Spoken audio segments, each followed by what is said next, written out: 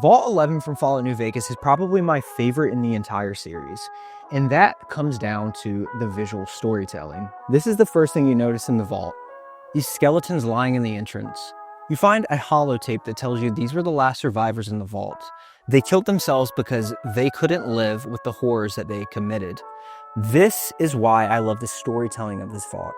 This is how it all ended. The only other detail you see this far are these posters on the wall of the people that were running to be the next overseer. As you keep walking, you'll notice more and more posters and dead bodies all throughout the vault. You enter an abandoned classroom with the thought of what this room could have looked like when the vault was still functioning. In the terminal, it shows that the people running to be the next overseers weren't even sure why they were picked in the first place. None of them had the experience or qualifications, and none of them seemed to even want the position in the first place. In the terminal, it also reveals that there was a murder during the time of this election, and that the elections were postponed until they found the murderer so they could be the new overseer. So then this sparks another question. Why would they elect people to be the next overseer if they're not qualified for the job? Unlike the previous vault we explored, this vault is a complete mess. Things are knocked over, destroyed, it's flooded in some areas, there's radiation leaks, and there are also traps everywhere. In the overseer's office, there's a loaded shotgun that goes off when you walk through the door. When you go into the utilities room, there's grenades that go off and a battering ram to hit you when you open the door. On top of that, there's all these makeshift bunkers with dead bodies and ammo scattered all throughout the vault, which gives the impression of an all-out war. And there's actually a bit of lore behind what happened.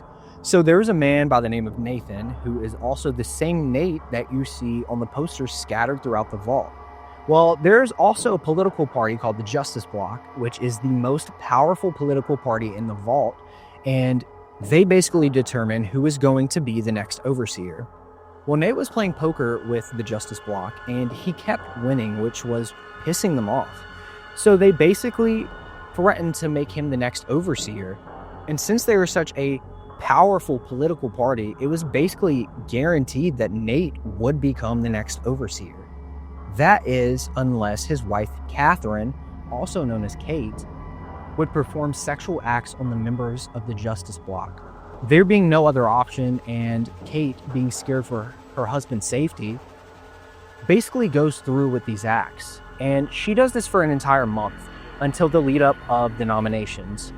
And Nate is selected and she's betrayed. That basically causes Kate to go on this killing spree, killing almost all of the members of the Justice Bloc for what they did to her. This is ultimately what halted the elections and put her in the position of overseer, which in return did save her husband.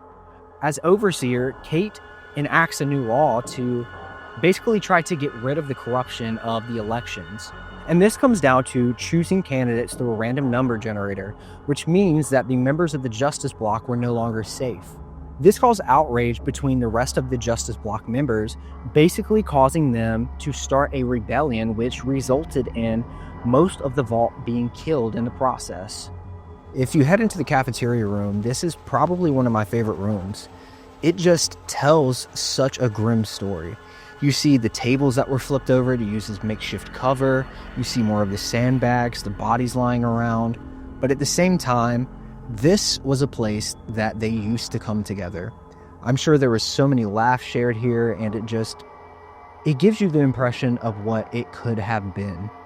When you make it to the atrium, this is when more of the story about the vault is revealed. You find a holotape with Gus Olson, the overseer of the annual election speech on it. And it reveals that every single year they pick a new overseer. And at the end of the overseer's term, they are taken to a secret chamber in the overseer's office and sacrificed. This explains why no one wants to be the overseer, why all of the candidates in the terminal were begging and pleading to pick the other candidates. When accessing the overseer's terminal, this is also how you open the secret chamber that's located underneath the desk. The desk lifts up and reveals a secret staircase leading to a long tunnel. When walking through the tunnel, you get this atmospheric, eerie feeling. I remember the first time walking through this tunnel and hearing a voice that said, "Congratulations, martyr. Your fantastic journey is only just beginning. Please proceed to the light." You finally come to a room with nothing but a table, a chair, a projector, and a screen. You walk into the room and the door locks behind you. The only thing you hear is, "Welcome. Please sit in the chair. The show is about to begin." Once you sit, the video begins to play. It starts thanking you for your sacrifice. It starts reminding you of childhood memories and meeting the love of your life and every great thing that happened to you in the vault. It leaves you on a happy note, asking you to close your eyes after it reminded you of all these wonderful things.